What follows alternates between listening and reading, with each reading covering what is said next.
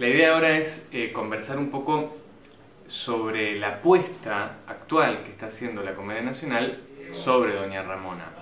No es casualidad que el MEC haya decidido a través de esta instancia de aula virtual, además realizarla en este momento del año, cuando la Comedia además está poniendo en cartel esta obra. Y uno de los objetivos también de este módulo del curso tiene que ver con poder tomar algunos de los puntos que aparecen en esta puesta actual de la obra. Recordamos la puesta histórica que tiene esta obra y la densidad que adquirió en su momento, y también la densidad que está teniendo hoy. Para los que la vieron y para los que no les cuento, la obra está agotando localidades desde su primer fin de semana de representaciones aquí en el Teatro Solís, en la Sala Zabala. Todas las localidades están agotadas, hay que sacar entradas. Yo la vi y ahora la quiero volver a... ya tengo entradas, digo, pero la voy a volver a ver y ahora hay que esperar hasta noviembre para sacar alguna de las localidades más que quedan. Por lo cual se ha generado un fenómeno muy interesante desde el punto de vista del público de asistencia a ver esta obra, ¿no? A sala llena, cosa que es lamentablemente algo raro para muchas de las obras que se hacen en nuestro medio. El público, por las veces que yo he visto la obra, pero además por charlar con Jorge Bolani, el director, o con gente que la ha visto, ha reaccionado de una manera muy interesante hacia la propuesta. Es una apuesta, podemos llamar clásica, que reproduce el universo ficcional de la obra de una forma mimética. No hay ninguna intervención que rompa la ilusión de verosímil que está en el texto. La apuesta continúa esa idea. Entonces se reproduce el living de esta casa de principios del siglo XX en Montevideo. El vestuario es de época, los muebles son muebles de época, y las formas, tanto verbales en la elocución como en las maneras gestuales de los actores, también tienden a una reproducción verosímil, mimética, de lo que en nuestro imaginario, obviamente, corresponde a el 1900 en Montevideo. Y no es menor esto, o sea, no ha habido ninguna decisión para romper esto, porque podría ser. Se podría haber tomado este texto y haber planteado no realizar una puesta de época, o se podría haber decidido realizar una puesta fragmentada, o otros dispositivos escénicos, ¿no? En realidad no. Además, en cuanto a... ustedes lo van a ver también por la entrevista que tenemos con Jorge Bolani, pero en cuanto a la actuación, es una actuación de tipo realista, donde se intenta y se logra, a mi juicio, construir la ilusión de verdad y comunicar la anécdota de la obra y producir en el espectador ciertos estados emocionales. Es muy claro en todos los 3 primeros actos de la obra, y a mí me llamaba mucho la atención, yo no la había visto representada. El público se ríe, disfruta con los chistes que tiene la obra, con los equívocos, con los deseos de estas hermanas que quieren bailar tango, que hablan del prostíbulo que está cerca de las monjas.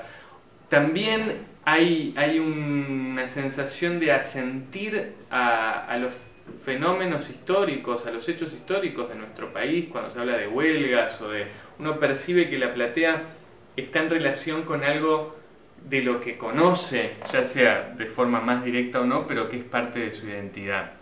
Y eso no es un dato menor, porque el teatro está tomado en este sentido, podemos decir, como una herramienta de afirmación de la identidad de ese colectivo que hace a la identidad de lo que somos, a la identidad nacional. Y es muy claro hacia el final de la obra, ¿no? yo sabía lo que venía, la famosa escena de la vejación, ¿no? Y igualmente, como espectador, me pasó algo que hacía tiempo que no me pasaba, y era experimentar el horror trágico de esta historia. Como les decía, uno viene 3 actos enganchado con la historia, con las actuaciones, con esa reproducción mimética, y divertido con los chistes, con las menciones, con las situaciones que se van creando. Y en el 4.º acto, hacia el final, obviamente, se genera en el público, durante la escena de la violación y después con la coda de Amparo de que se retire el plato de la mesa, un silencio sepulcral, hay un corte en la atmósfera de la audiencia que directamente está produciendo está siendo marca de una conmoción afectiva que sufrimos los espectadores producto de la historia. Además, para los que la vieron, lo recordarán, es muy interesante un recurso que inventó Bolani en la dirección, y es hacer que Concepción intente abandonar la casa. Él hace que la actriz camine hasta la puerta de la casa y vacile en si se va a ir o no, o si va a volver a sentarse a la mesa con sus otras hermanas. Y es muy interesante ese momento de tensión que se genera, que no está en el texto, obviamente, porque bueno, el texto no es toda la obra, obviamente, sino es parte de la obra, o es su germen en un punto. Y se genera una tensión muy interesante a nivel escénico que se transmite a los espectadores, porque se instaura la duda, ¿realmente se va a ir? Y realmente surge el deseo, por lo menos en mí surgió el deseo, aunque suponía que no lo iba a hacer, pero surgió el deseo de que se vaya, que pueda romper con esta situación de absoluta opresión y desprecio por el ser humano, que es lo que está presentando el final de la obra. Finalmente Concepción se da vuelta, vuelve y se sienta a la mesa, con lo cual el horror, en el sentido más profundo y técnico, el horror teatral se hace más evidente.